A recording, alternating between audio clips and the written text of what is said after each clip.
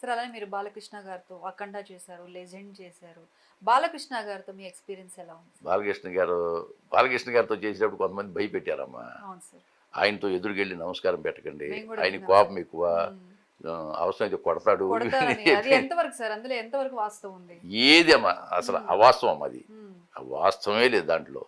నేను ఫస్ట్ ఎందుకు కొడతాడైనా? ఎందుకు అవసరం ఏముంది? ఏదైనా తప్పు చేస్తే కోపం మీద ఏమైనా చేస్తాడేమో గానీ, మనకి అటువంటిదేమి హ్మ్. అసలు నేను 12 రోజులు చేశానమ్మా ఆయనతోను. హ్మ్. ఫస్ట్ డే నేనెళ్ళి నమస్కారం సార్ అన్నా. "ఆ! హ్మ్. నమస్కారం బాగున్నారా?" హ్మ్. అన్నాడు ఎంతో ఆప్యాయంగా.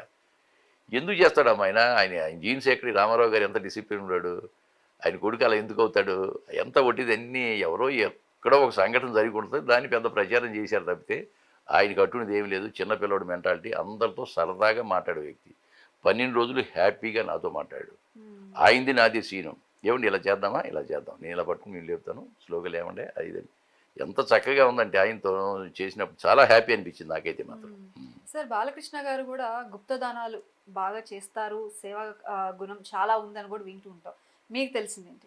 ఉంటుందమ్మా. హీరో అన్న తర్వాత వాళ్ళకి హ్మ్. ఫాలోవర్స్ బోలెడుమంది ఉంటారు. ఆళ్ళకి ఫ్యాన్స్ చాలామంది ఉంటారు. కాబట్టి వాడు సంపాదించిన దాంట్లో ఎంతో కొంత దానం చేయాలనేది ప్రతి హీరోలోనూ ఉందమ్మా. హ్మ్. ఒక హీరోకి ఎక్కువ ఉండొచ్చు. ఒక హీరోకి తక్కువ ఉండొచ్చు. అసలు దానగుణం ఉంది గదా! అవును. కాబట్టి దానగుణం అనేది ప్రతి ప్రతి హీరోకి ఆ పేరుంది మన దగ్గర. హ్మ్. సరే ఒకసారి మీరు బాలకృష్ణ గారు స్టేజ్ పక్కన మీ పక్కన బాలకృష్ణ గారున్నారు. మీరు ఒక పద్యం పాడారు.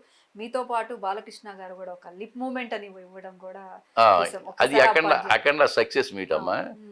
సక్సెస్ మీట్ అయినప్పుడు మా బోయపాటి సీను గారు దాంట్లో మంచి వేషం ఇచ్చాడు ఆయన హ్మ్. నాకు. మీరు పాడుతున్నంత సేపు గూడా ఆయన మీ వైపు చూసే చూపు గూడా హ్మ్. ఎంతో మైమరిచిపోయి ఆయన కూడా లిప్ మూవ్‌మెంట్ ఇవ్వడం మేము చూసాం. ఒక్కసారి ఆ పద్యం మళ్ళీ మా కోసం. అలాగే. అది నేనొకసారి స్టేజ్ మీద ఆయన పాడటం నేను విన్నా. హ్మ్. ఆ తెలుగు లెస్స అది అనే పద్యం ఆయన ఆయనకి పద్యాలు చాలా ఇంట్రెస్టు. అవును సార్. చాలా హ్మ్. ఇంట్రెస్టు. హ్మ్. పైగా పద్య నాటకం ఆయన స్టేజ్ మీద వేయటం కూడా నేను చూశాను. హ్మ్. కాబట్టి అక్కడ ఒక 2 పద్యాలు పాడితే బాగుండు సందర్భానుసారంగా ఉంటుందని చెప్పి, నేను బోయపాటి సీను గారు ఏమైనా మాట్లాడతారా? నాకిచ్చాడు. నేను మాట్లాడను సార్ 2 పద్యాలు పాడతాను సార్ అన్నా. హ్మ్. సరే కానివ్వండి అన్నాడు. అప్పుడు 2 పద్యాలు పాడానమాట ఇది. హ్మ్. అది మామూలుగా మనకి అన్నీ తెలిసిన పద్యాలే. ఇప్పుడు పాడేసి. శ్రీకృష్ణదేవరాయలు రాసిన పద్యం అది. తెలుగదేలయన్న దేశంబు తెలుగు ఏను తెలుగు వల్లభుండ తెలుగు కండ ఎల్ల నృపులు గొల్వ ఎరుగవే బాసాడి దేశ భాషలందు తెలుగు లెస్స ఆ సూపర్ సార్. అది అంటే తెలుగు హ్మ్. లెస్స అనేది శ్రీకృష్ణదేవరాయలు ఆనాడే 500 సంవత్సరాలకు పూర్వమే చెప్పిన పద్యం అండి ఇది. హ్మ్. అది పాడితే చాలా తన్మయత్వం చెందాడు ఆయన. అలాగే నారాయణ రెడ్డి గారు పంచెకట్టు మీద ఒక పద్యం పాడాడు. అది కూడా పాడి వినిపించా స్టేజ్ హ్మ్. మీద.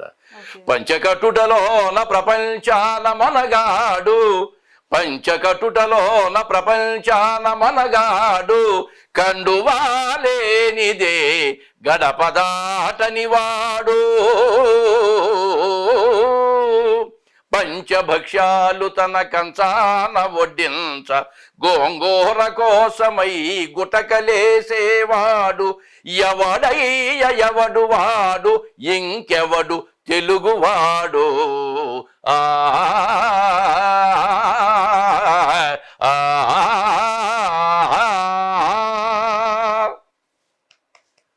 సార్ నిజంగా ఆ గొంతులో ఆ బేస్ వాయిస్ అదంతా నిజంగా ఈ మధ్య ఆప్తా అని అమెరికన్ అవును ప్రోగ్రెసివ్ సార్. తెలుగు హ్మ్. అసోసియేషన్ అని అసోసియేషన్. హ్మ్. వాళ్ళని గెస్ట్‌గా పిలిచారమ్మా. అవును సార్. అమెరికాకి అట్లాంటాలో చేశారు. రేపు హ్మ్. మొన్న సెప్టెంబర్ కిందటి సంవత్సరం ఈ కిందటి సంవత్సరం సెప్టెంబర్ 1, 2, 3 అప్పుడు నన్ను కూడా గెస్ట్‌గా పిలిచారు హ్మ్. వాళ్ళు. అక్కడ ప్రదర్శన ఇచ్చారు సార్? వెళ్ళా. ఆ! అట్లాంటా వెళ్ళాను. 3 హ్మ్. రోజులు ఫంక్షన్ అయింది. ఆ 3 ఓకే. రోజులు నన్ను వాళ్ళు బాగా రిసీవ్ చేసుకున్నారు. ఎలా ఉంది సార్ రెస్పాన్స్ అక్కడ మన చాలా హ్మ్. మామూలు కాదమ్మా. హ్మ్. 4,000-5,000 మంది ఆడియన్స్. అద్భుతంగా ప్రోగ్రామ్స్ చేశారు. అందులో నేను కూడా ఓ పావుగంట సేపు ప్రోగ్రామ్ ఇవే పద్యాలు పాడటం జరిగింది. హ్మ్. వాళ్ళు కూడా బాగా ఎంజాయ్ చేశారు. హ్మ్. మామూలుగా కాదు. హ్మ్.